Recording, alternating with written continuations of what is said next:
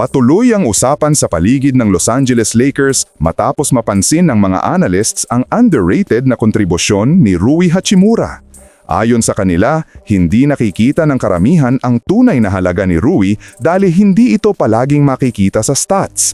Pero kung titingnan mo ang epekto niya sa loob ng court, ibang usapan yan. Sa 8 laro ng Lakers ngayong preseason at early regular season, isa sa mga pinakakonsistente na manlalaro ay si Rui Hachimura. Hindi man palaging headline or highlight reel material, pero ang ginagawa niya ay eksaktong kailangan ng system ni JJ Redick: spacing, discipline at pagiging reliable sa mid-range.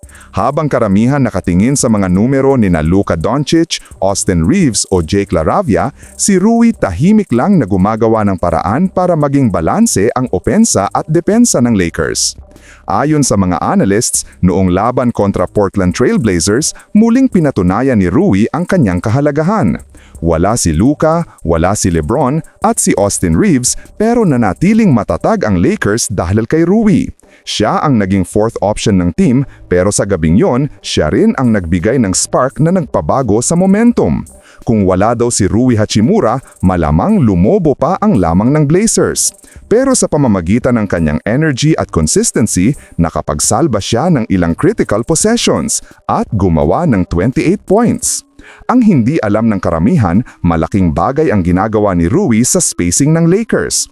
Dahil sa kanyang kakayahan tumira mula sa mid-range at corner 3, napapabukas niya ang court para kay Doncic at Ayton.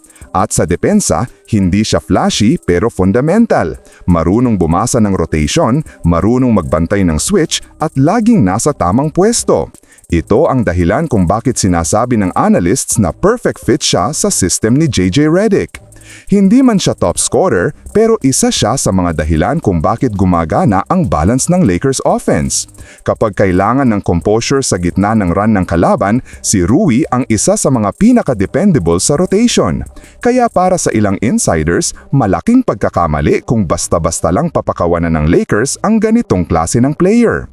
Ang ganitong uri ng consistency ay bihira, lalo na sa isang team na madalas umaasa sa star-heavy offense.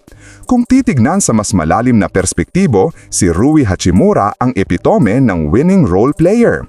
Hindi kailangan ng spotlight pero consistent na nagbibigay ng impact. Sa ilalim ng system ni JJ Redick na nakabase sa ball movement at spacing, si Rui ay parang glue guy na nagdudugtong sa lahat ng piraso ng team.